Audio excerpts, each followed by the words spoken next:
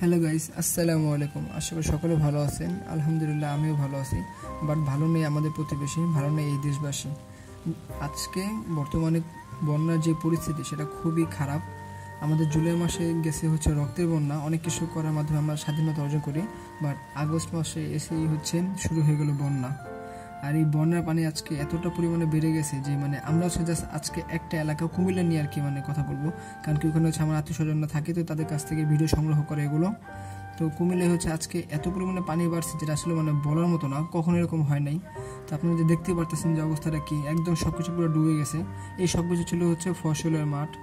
আর এখানে হচ্ছে আমরা আমাদের স্যার সহকারী সবাই মিলে হচ্ছে রাস্তায় মিছিলে নামছি, যে সন্ত্রাস বিরোধী যে আন্দোলন ওইগুলো, আর হচ্ছে বন্যা মানুষের সাহায্য করার জন্য।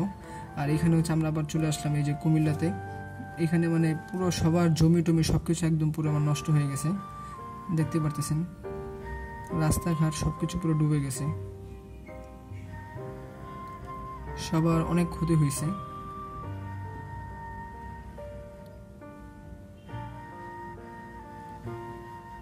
অনেকের ঘরবাড়ি পুরো নষ্ট হয়ে গেছে, অনেকের ক্ষেতের জমি নষ্ট হয়ে গেছে। এগুলো আগে কখনোই কুমিল্লাতে এরকম হয় নাই।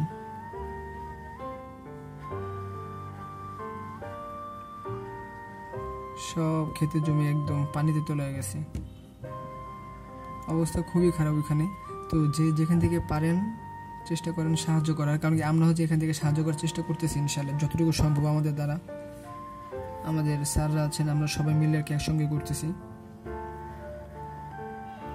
আর বর্তমানে দেখা যাচ্ছে হচ্ছে সবাই হচ্ছে বিভিন্ন ফাউন্ডেশনে করতেছে, এটা হচ্ছে সুবিধা হয় ভালো আর কি।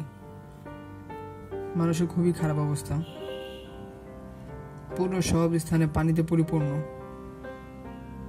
রাস্তাঘাট সবকিছু প্রায় তলিয়ে গেছে।